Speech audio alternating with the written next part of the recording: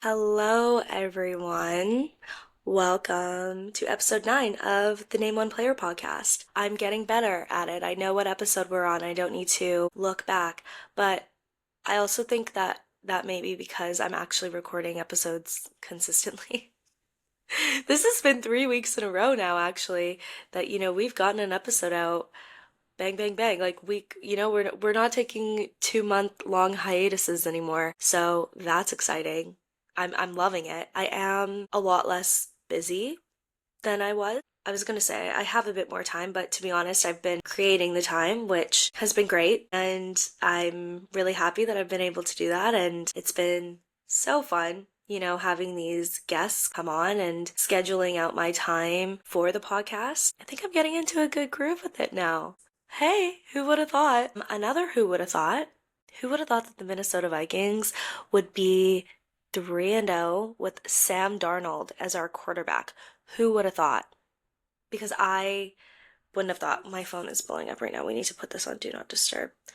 Um, Weirdo tweet. We just got one of those. Okay, weird. That person's going to be blocked. Anyways, that might be a fun episode to do one time of just the weirdo stuff that people say to women on Twitter. And now there's a siren. I don't know if you can hear that. It's coming to arrest that man on Twitter.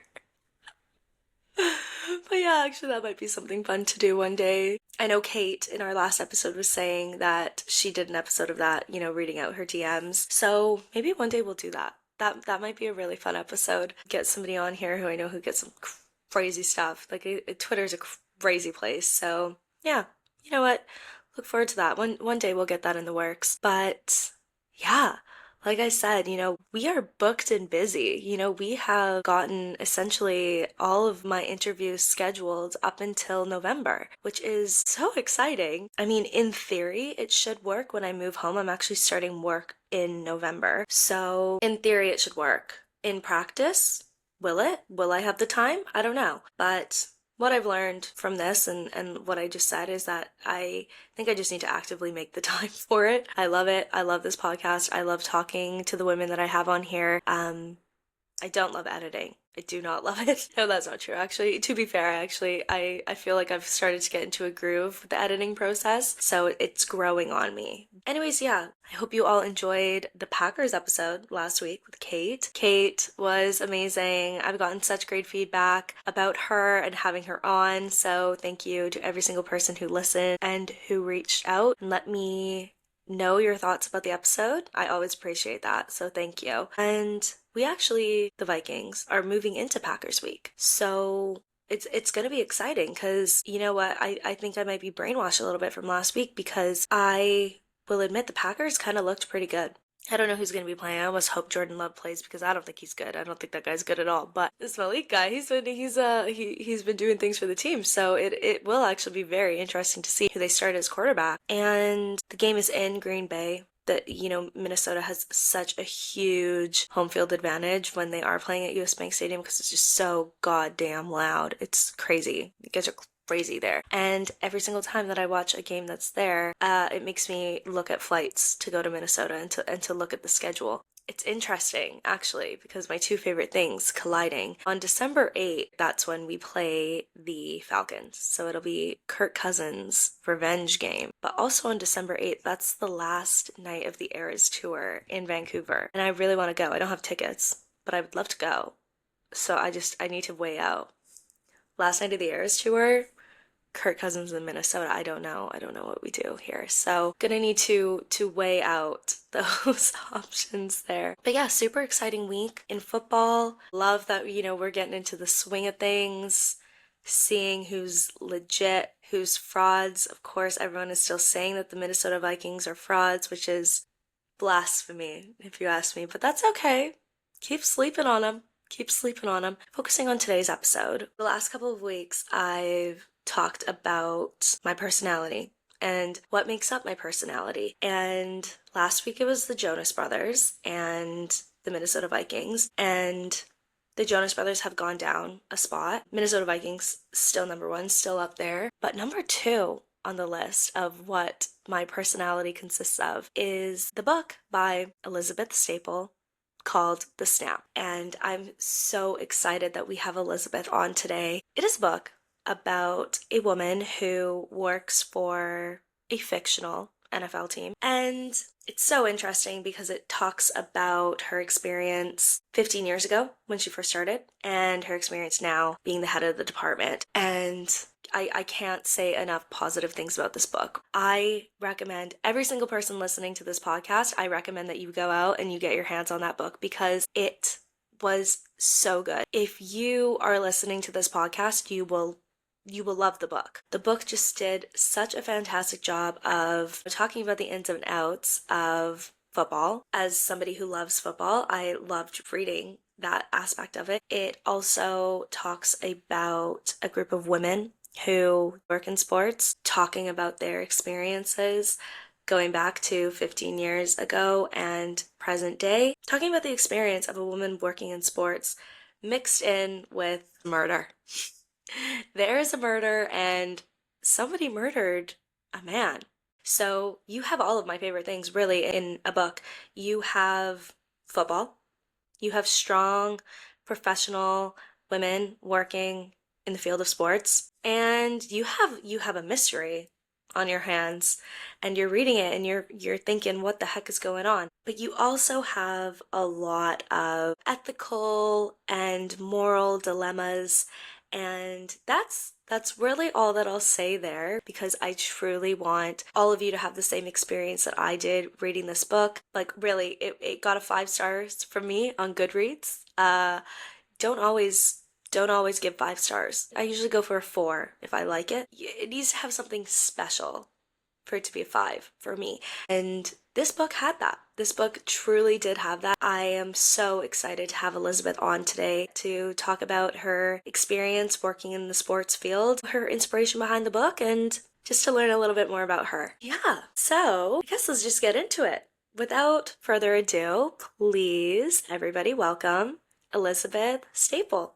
All Hi. right, everyone, we have Elizabeth here with us. Elizabeth is the author of The Snap. Elizabeth, I didn't even tell you before we started recording just how much I love the book. I thought Thank it you. was absolutely fantastic, and I said to you a couple times while we were DMing just about getting you on here that I'm gonna have to be very careful to not just spoil the book because I just want to talk about all the little ins and outs, but I will save that for everyone else so that they can read it. We will not give any spoilers today, but yeah, thank you so much for coming on. I'm so excited to have you on today, talk about the book, get to know you a little bit more, and yeah, just chat. I'm really happy to be on, and so nice that it's a Victory Monday for both of us. That doesn't happen that much in Giants land. Yay! You previously worked for the New York Giants, is that correct? Yeah, So as an intern, yeah, is that your favorite team? it is. And I feel like pretty much anyone that worked for the Giants, I would imagine it's their favorite team. They're just the best. They're like the nicest Nice. organization. They're so good to their people. Yeah, Giants fan for life.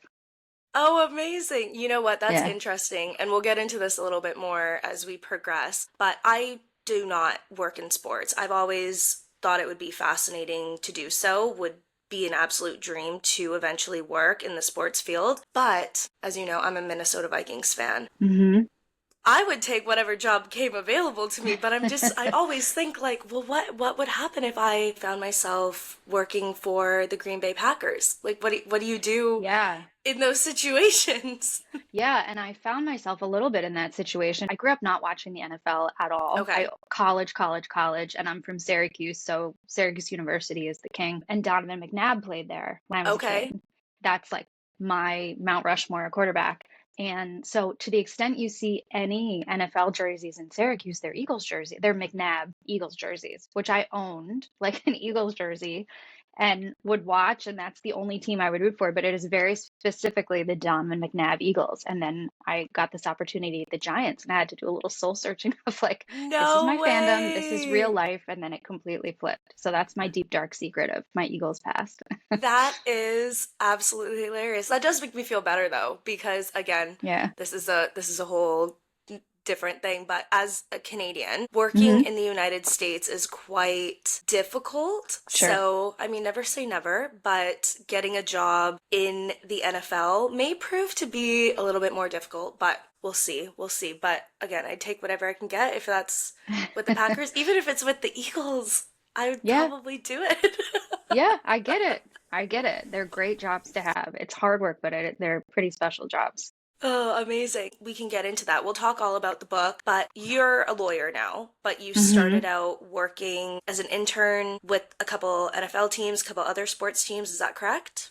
Yeah, so pretty much everything in the NFL, and I think in a lot of sports, starts with these apprenticeship types internships where you're there like 80 hours a week full time for a full season, but you are an intern and you do one or two of those and see if you can catch on full time with a team. But that's your point of entry for coaches, for front office staff, for everybody. That's how you get started. So Okay.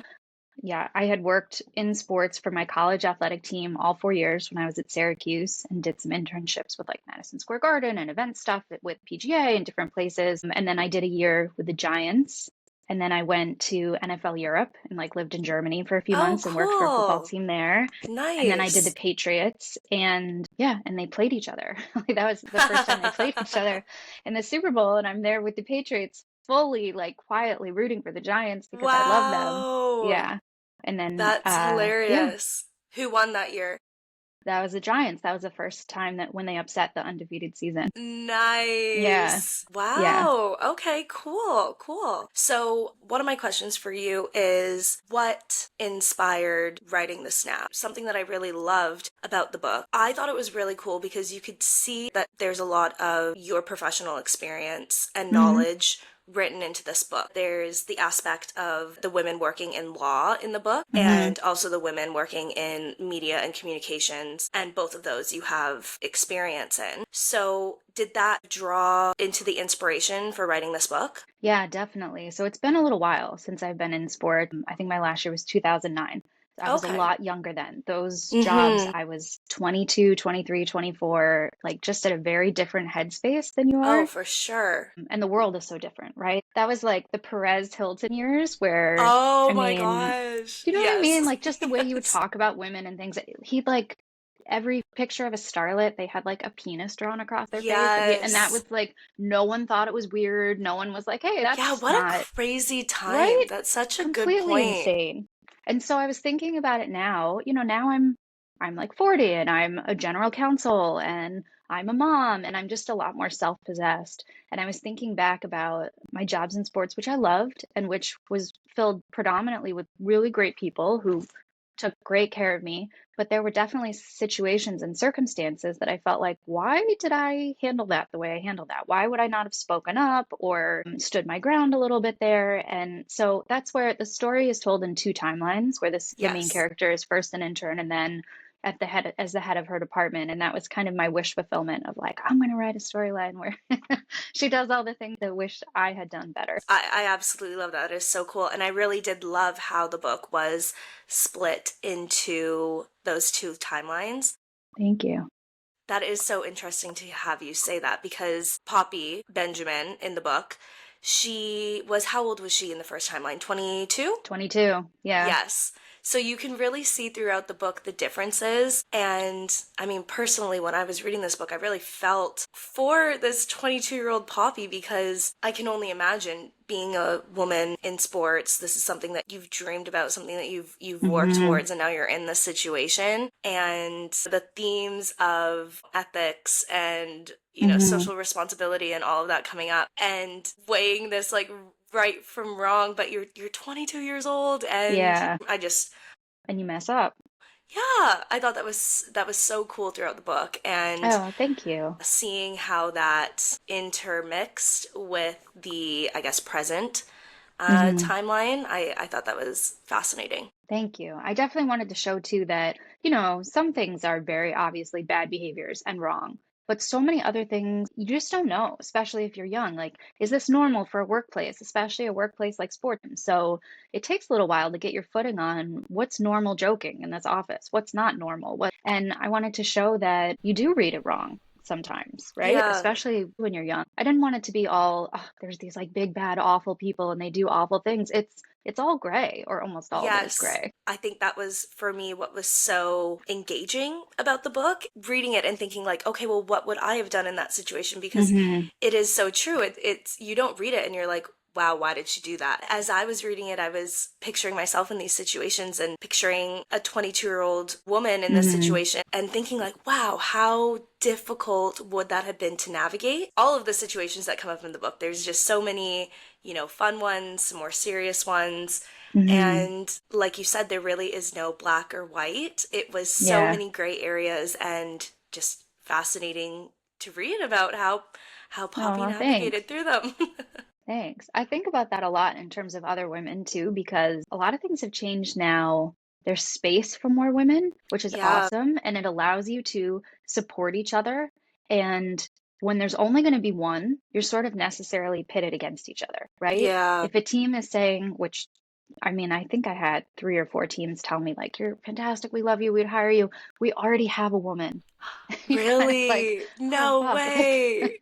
but they're not just being jerks though either, because at Yeah, least at that that's just how time, it was. Yeah. it's how it is. And especially for media, the job is in the locker room. And some teams, Yeah. like ownership or coaches or whatever, won't allow or didn't then allow female employees in the locker room. So if you have a 3 or 4 person department, you already have one woman that's not allowed in the locker room. Now to have half your staff that can't go in and do the job, Yeah. just like allocation of tasks, it doesn't work.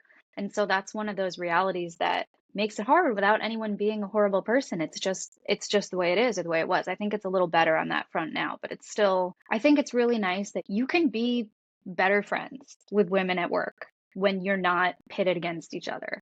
And that was a really hard thing about the early 2000s in, I think, a lot of industries where there's only one space, so you got to fight it out. That was interesting too, reading that part about the locker rooms.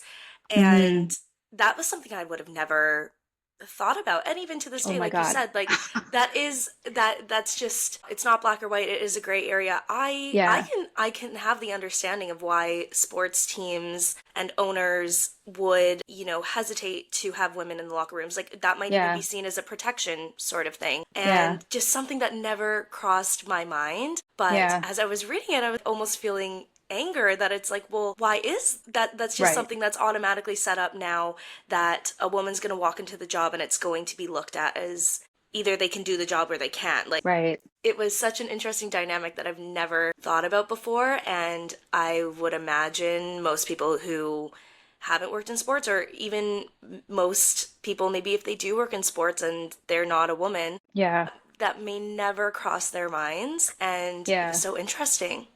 It is really, locker rooms are super uncomfortable. I mean, in college, we would go in the locker room, but everyone is dressed.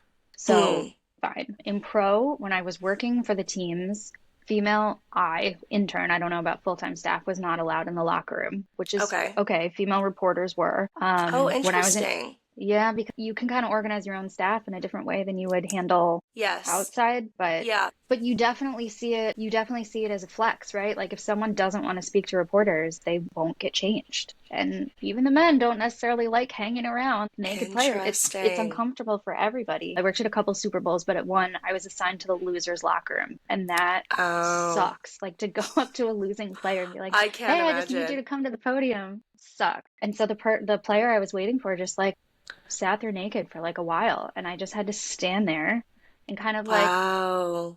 like this. And where else are you going to look, by the way, because you're in the middle of a locker room, so there's Yeah. nowhere to look except like the ceiling or very carefully the floor. Yeah, I just had to wait for him for like 10 or 15 minutes until he finally put his shorts on. It's super Wow. uncomfortable.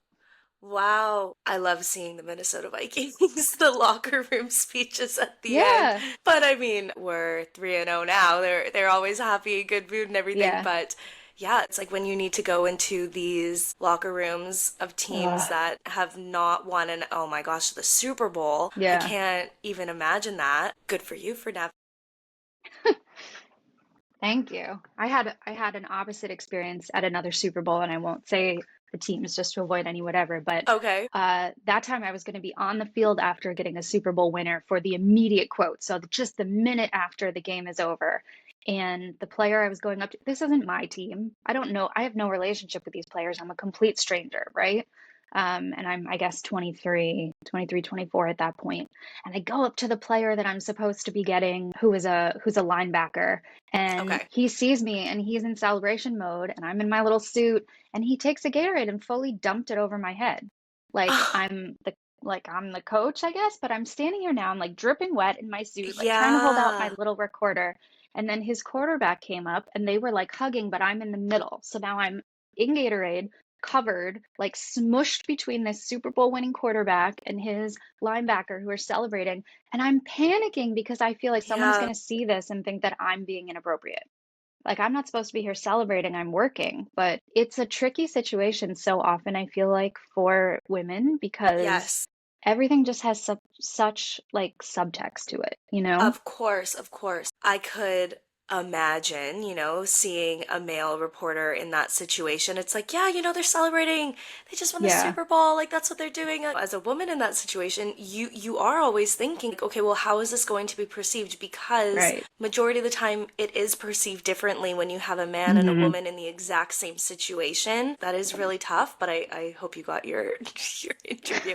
But also It was too, just okay. I got my I'd little be interview. pissed off too with the Gatorade, and I Oh could my imagine that so God. many people would be Yes. like, "Wow, they're celebrating! Like, what an Oh, iconic moment that you had the Gatorade poured on you." And it's like, well, I mean, I still need to do my job. I need to get these quotes. I need to yeah. get this interview, and now I'm covered in Gatorade that I wasn't Yeah. expecting to be Now covered I'm in. very sticky.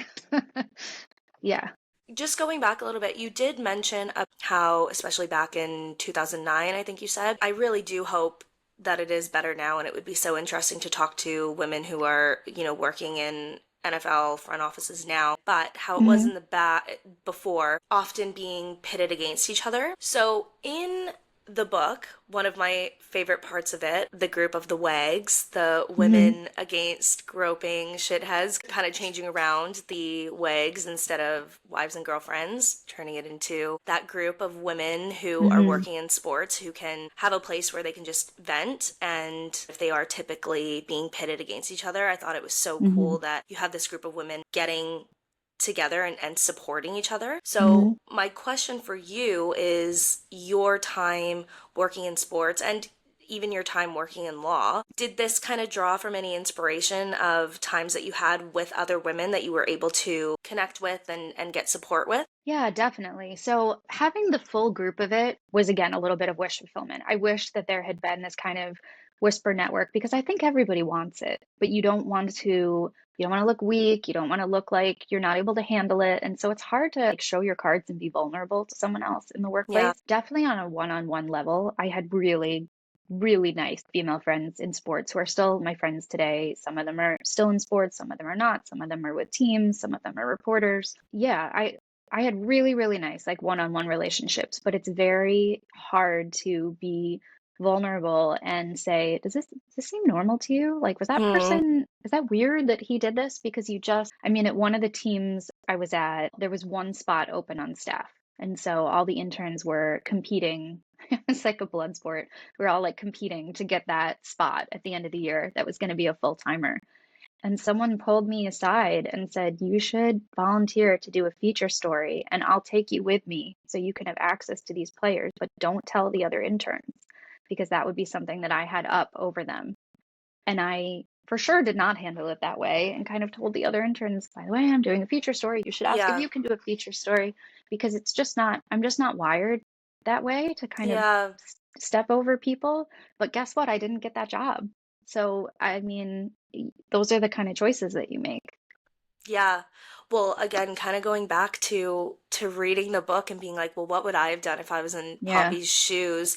It really was so interesting because of course, yeah, you want to I like to think of myself as a person too who doesn't sure. step on people to get what they need, and I would really love to think that when I'm in situations, and I do think the sports world for women and men too. I wouldn't Hmm. exclude them For sure. from this part of it, is that it really is sometimes you need to be stepping on people to get ahead, and that really is such a difficult concept of being like, you want to get to this point Hmm. and you want to be a good person, and you want to get there fairly, of course. I think Yeah. that's a big part of it too. But where is the line of understanding that sometimes you need an edge on other Hmm. people?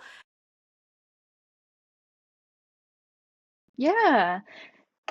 Yeah, and there's so many, your career is important to you and you work hard for it. Mhm. And it's very easy for people to say, like, oh, I could never do that. I would walk away. But what are Yeah. you really like throwing away? Your years Yeah. and years of work.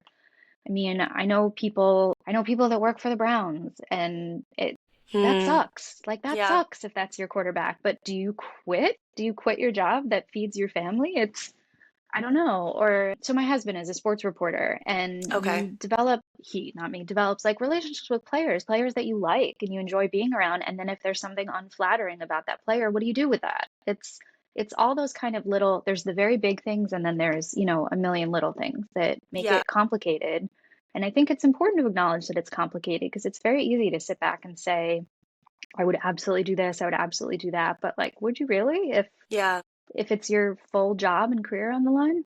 And that was really what I loved about the book. I'm a huge football fan. I Hmm. loved reading about 2 seasons and the game day and, the preparation and Hmm. the interviews throughout the week. I loved it. That was a huge part that was so gripping for me. But Thanks. then, like you said, throughout the book, and this is personally my favorite part of it, was just how many of these little situations that there were scattered throughout the book, that it Hmm. was like you really did need to sit there and think, what do I do in this situation? Like you're kind of Yeah. at a crossroads, and there really is no easy yes or no, no simple black or white, like you said. Yeah. And yeah, I just thought it was so really beautifully written, kind of Oh, like thank being able to you. sit there and think about how difficult these situations would be to work through. But I Yeah, really thank loved you. how all the characters did work through them. So Thank you. I appreciate it. Thank you so much for reading.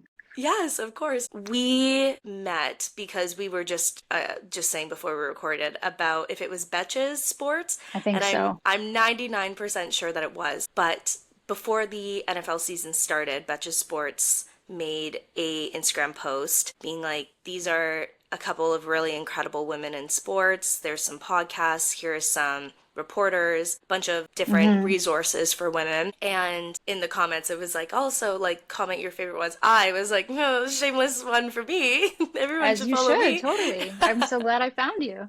Well, I was going to say that is how we found each other. And then I saw this book that you had written. I ordered it that night on my Kindle. Oh, And nice. I'm so happy that now with social media, it is Hmm. so easy to connect with other women. And Totally.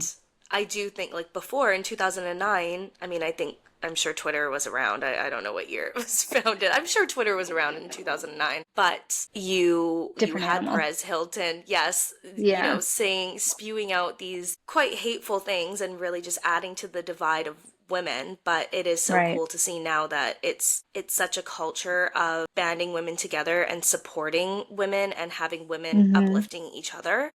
So Yeah. I just think that's so great because I don't know that we would have met otherwise. I know. The internet, it can be such a cesspool, but it's also so sometimes I'm scrolling through things and I'll look at, whatever, some random post, and then you go to the comments and you're like, God, people are so funny. Like Yeah, the oh internet can be gosh. so lovely. It's just such a nice way to connect. You just have to curate what you're looking at, right? You have to kind of be Yes. able to tunnel out the rest of it. Definitely. And you know what? I mean, this podcast developed from negativity essentially, but Mm, and it's so easy to find all the negativity online. Like, yes. I mean, all of that still exists that existed in 2009. Like Yeah, it's for still all sure. there. Like you said, if you look for it, you can find it. Even if Yeah. you don't look for it, If you it don't it, look for it. it will find you. Totally. Um, but it is like I feel like I need to try to be a little bit more positive and really more emphasize how much good there is Hmm. online in the women in sports kind of world realm. There Yeah. there really is a lot of positivity and it really is great. Yeah, definitely. Definitely. I was trying to think back to that. like Betch's posts and some of the things that they cited. There's so many cool options. Like both Syracuse and the Giants, both my teams have female beat writers, which is Oh, awesome. I love wow.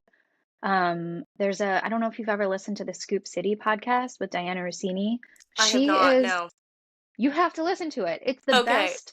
You know how there's just like a different energy for Yeah. women? It's like a Yeah. more like, I mean this in the most flattering way. It's like a gossipy, like we're like Yeah. yapping, we're talking about it. She Yeah. has such a cool energy and she's also so dialed in that it's so much fun to listen to. Yeah. I just think it's so cool that those options are out there, you Yeah. know? They did not exist. I mean, there was like Linda Cohen, who's amazing, but she Mm-hmm. wasn't, she's like a sports center anchor at the time. It's not Mm-hmm. someone you felt Mm-hmm. like you could listen to, interact with, all of that. I love that all of there is out there today. That is out there today. It's so cool.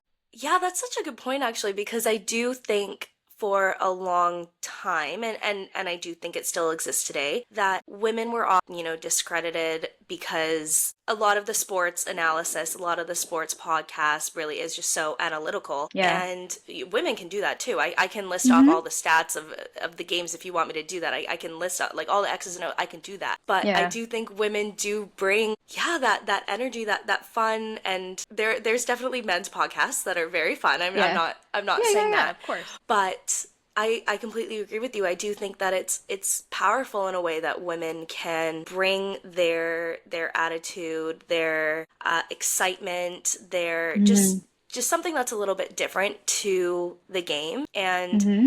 it's nice now that I think that that's what women are looking for, to be able to connect Hmm. with somebody who can talk about the game in a little bit of a different way. I think it's Totally. great that there's a place for us now to do that. Definitely. And it's so nice that you're adding to that space. That's really cool. Oh, thank you. I mean, I'm having a blast. I You can tell listening, you can tell. Oh, that's so kind. I really Yeah. appreciate that. Thank you. But yeah, this I know you listened. I talked a little bit about it in the last episode, but this podcast came to be just because this one guy was being an idiot online, and then a Mm. girl, Jules, all these women banded together, and it was just Oh, I love it was that. so cool to see, and I just wanted to Yeah. continue that energy because it was really fun. Yeah. Good for you. Oh, that's awesome that it was able to turn around into something so nice. Yeah, well, kind of going back, like there is so much negativity, but Yeah. there is so much positivity. But I also think as Hmm. women in sports, it's almost our duty to create that positivity, to take that Yeah. negativity and make it into something positive for us. Yeah. There's so much. One of the things I love the most about sports, I mean, X's and O's are great. I like that stuff, but it's not my favorite part of football, to be honest. Mm-hmm. I like the Yeah. stories. I like the Yeah. backstories, right? Like that's why Hard Knocks is so great. I love Yeah. learning about all the players and stuff. And I don't know. You don't have to be able to recite every single thing. There's no like purity tests for being Yeah. fans. If you enjoy Yeah. it, you enjoy it. And it's really nice, I think, that that's becoming a little bit more acceptable. There's such a like, ugh, jersey colors and cheerleaders and whatever, but it's okay to like the full game day atmosphere. Those are there because everybody likes them. I don't know. It's a more fun way to experiencing it. And it took me a long time to, like, I don't think admit is the right word, but it took me a long time to admit that I like the whole, like the totality of football and not just like schemes and stunts and blitzes. It's not the most fun part for me. Yeah. Well, I could imagine working for NFL teams, especially at that time. You're a 22-year-old girl. It's 2009. You're not going to be it would have been, I No. could imagine, incredibly difficult to walk in and, talk about your game day outfits and Yeah. like how fun it is to interact with the players and hear their backstories and about their families Hmm. and those fun little lore is the word that everyone's using now, the lore behind it all. Yeah. If you're trying to break out into this industry and establish a professional reputation for yourself, I could imagine that that's not where you're going to go first, but why not, right? I know, totally. Why not? Absolutely. I'm not coaching. Nobody, Yeah. like nobody needs me to like call the schemes or whatever. And that was the nicest part I think about NFL Europe because so NFL Europe doesn't exist anymore, but for about 20 years it was a league that was basically minor league professional football. Okay. So you had some players that were not on rosters and some that were allocated by NFL teams to have some games, get themselves on tape, and they I would see see. if they'd be Yes. good enough to join. And there's some players on my team won Super Bowls after that. So they go on to be great players, but it's definitely a lower level of everything at the time. But that meant that I lived together. I was the only woman working for my team. I was 23. We lived together in a hotel in Germany for months, and it was me and like 80 football players and coaches and equipment No managers way. and trainers. And it was so ridiculous and such an insane experience. But also, that is the most I've ever gotten to know a team of players because Yeah. we lived together, we took buses together, we ate together, and you're isolated, right? And Yeah. I mean, I know you're in London and that's somewhat of an isolation being a Canadian who's there, but the language barrier in addition was Oh, of like course. we were so tight knit and it was really cool getting to hear like having I think this still made it into the book, but I had like a late night bus ride where we're busing to some other city in Germany and I was sitting with one of our players and talking to him and he was pretty good, but it was not a definite thing that he was going to make a roster. He was a lot of them were at that decision point of am I going to keep trying this or am I going to like go get a job and whatever. And his wife was wanting to go to graduate school and she didn't know where to apply because she didn't know where they were going to be living because who knows what team he's going to end up on. Yeah. And having the conversation with him where he was like, how long do I do this to her? When is it her turn that we prioritize her education and her career? And if I make it great, obviously there's huge financial upside to a family for that. But if he doesn't make it, like, when do you call it? And I just felt like Yeah.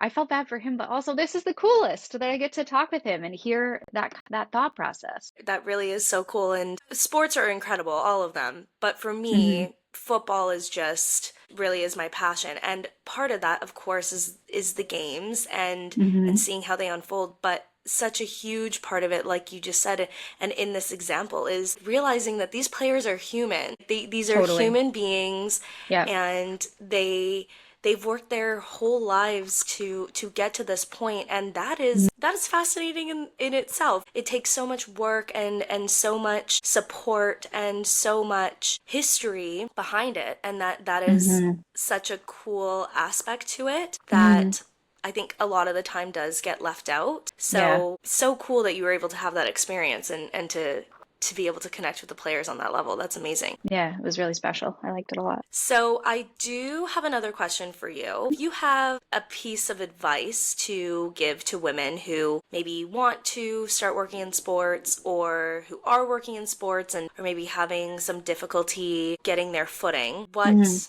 advice would you maybe have for them? Well, I'm really excited that this is good advice at this point, that it's like actionable advice, but you have to reach out to other women in sports, like especially if something happens that you feel is questionable or you don't know, is this the way it is or was this out of line? Women are awesome about supporting other women and answering those questions. And I think if you can, slide into some DMs or otherwise get in contact with someone, just don't let it eat at you and have to wonder. Definitely reach out and make those connections. And in terms of people that want to start working in sports, it is extremely competitive. It is very hard to get in. And so the best way to start is by doing whatever you can, like try colleges, try minor leagues. A lot of pro teams have game day staffs. That can be a good way to start if you want to be involved on game days. You just have to kind of be willing to do what you can do to get your foot in the door. But that's in terms of work and not in terms of putting up with things that you shouldn't have to put up with. I think that's an Yeah. important distinction to draw. Yeah, okay, that's great advice. I don't work in sports, but my advice would be to read your book. Oh, that's so nice. To Thank you. read this stat because again, it was such a fascinating look into the life and the experience that is just so unique to a woman working in sports. And Yeah. yeah, I absolutely loved it. Thank you. So nice of you. Thank you. So, my last question for you, and I ask this question to every single person who comes on, but obviously the name of this podcast is Name One Player, and that came to Mm-hmm. be because, again, the podcast idea came after, all these women banding together. And I was trying to think of a name that exemplified all women Mm-hmm. coming together, and I was thinking, what is one sort of experience that women who love sports fairly collectively get, and that Yes. was the question of, well, you Oh like my this God. team. Okay, can you name one player? So Yeah. my question for you is, do you have any favorite examples of times that may have happened to you? I totally do, but first I want to say how much I love that title. Like it just jumped off the page to me. I think that it's one of those things that if you are a woman in sports, you see that and you know the entire vibe of your podcast just from reading that title. It is perfect. I absolutely love Oh, it. It is thank you. perfect. I Yeah. appreciate that. Oh, that's Yeah. really sweet. Thank you. Yeah, the one that always comes up for me. So I went to college at Syracuse. Okay. I'm from Syracuse. The book is set in Syracuse. My Yes. entire family are huge fans. And my freshman year, our men's basketball team won the national championship, which is, Okay. I mean, the best. Carmelo Anthony we were freshmen together, Carmelo Anthony and I, and it was a fantastic experience. And I got to see it in person. I got to go to New Yeah. Orleans and see it in person. But to do that, I had to wait in the student line for tickets, right? Which is like Okay. sleeping outside the dome. And like, No I don't know how way. familiar everyone Wow. is with Syracuse, but it is effing freezing. This would be Yeah. March. You're outside. Like, I think another thing I think about now, like maybe a tent, maybe a blanket would have been a good idea. It was so stupid. My female friend and I were sleeping outside the dome waiting for tickets, just in like a coat and like with something under me, Oh my whatever. gosh. And these guys in line ahead of us were like, "Can you even name the walk-ons?" And I felt like, dude, I am on the ground right now. It's I'm freezing sleeping on cold. the I'm not here ground. for Are you fun. kidding me? It was such a, and again, now I think back on it and like, who cares if that Yeah. guy, we didn't ask them back. He didn't have Yeah. to name the walk-ons, and who cares if he Yeah. thought, but at the time it was like, oh my God, of course we know the walk-ons and we can name them and whatever. And then we felt like we'd earned our spot in that line. And I Yeah. was so annoyed at my 18-year-old self for caring what that dude Yeah. thought about if we could name the walk-ons. But of all places, I mean, what else can I do to show that I'm a fan besides like with my hair in the dirt waiting to buy these Yeah. tickets? It's Wow, what a great unreal. story. I absolutely love that. I Ugh, mean, I hate that for you, but no. especially too, like, you're cold, you're miserable, and then you have these Yeah. men turning around and asking you the dreaded, well, can you just name one player? So So obnoxious. wow, I mean, you handled it better than I would have. I maybe would have just punched them square in the face, but I think that's no. the better way to handle it. You have it right. It's such a good point though, because, and I've talked about this in previous episodes, it is, it's almost annoying for us when we Oh, do feel that need to yeah, let men in particular know how much we know, and it is like, why, what does totally. that matter? What, get some award because some mediocre man knows that I know about the team that I love? Like, who cares? But Totally. something, and it must be, the way that society has brought us up and the way that women are constantly being asked that question. It's like you do Hmm. want people to know that you know, but it is like, why? Like, who And cares? I think it comes But up I so much care. now.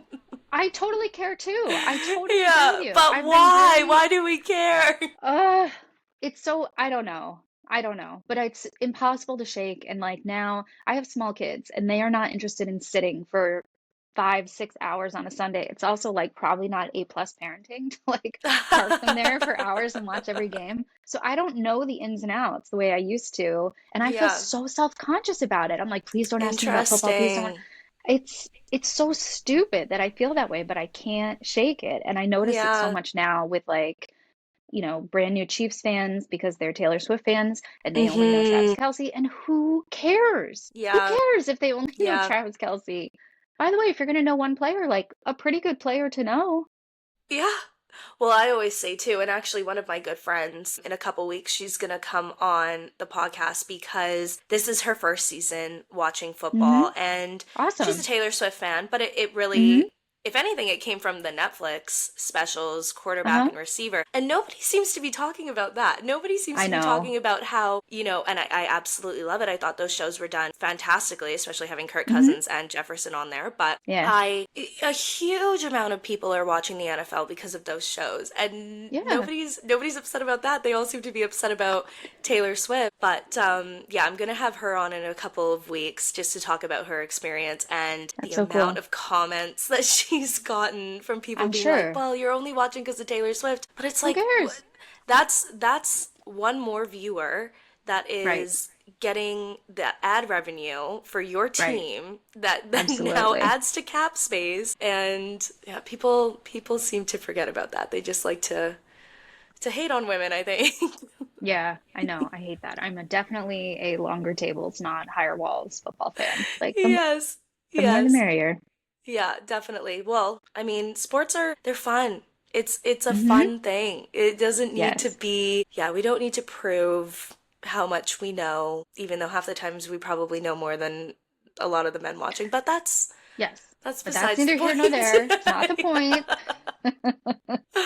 Not the Well, point. Elizabeth, thank you so much for coming on. This has been such a great conversation. I hope everybody listening, men and women included, I think this is such an important book for everyone to read. Anybody who has any sort of enjoyment towards sports should read this book. I think it's fantastic for everybody to read it, and I hope they get their hands on it because it's one of my favorite books now of all time. That's so nice of you. Thank you so much. I really appreciate you having me on. This was really fun, and I'm going to be listening every week. I love it. Oh, well, we'll have you back on again for sure, for sure. All right. That'd be great.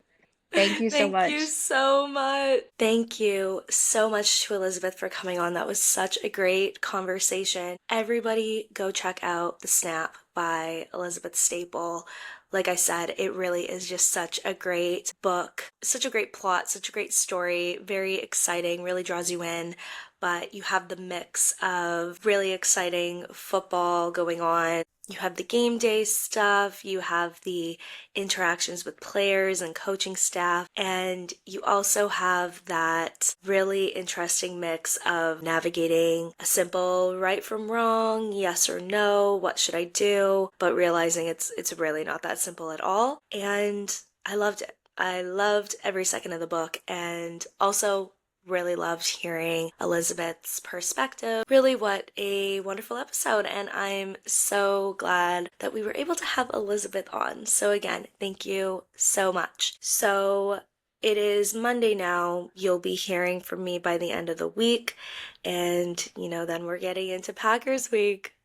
Crazy exciting. I'm actually really excited for that game. And then the week after, I'm going to be recording with a special guest from Vikings Twitter, and we're going to be talking about the UK games because you guys, the London game is happening so soon, and I'm so excited. I can't wait. All right, again, thank you to everybody for listening, and thank you for your feedback, your thoughts. It means the world to me hearing from you guys, and it's always so helpful too to just hear your thoughts on the episodes. So I appreciate it as always, and I hope you guys all have a great rest of your week. Bye.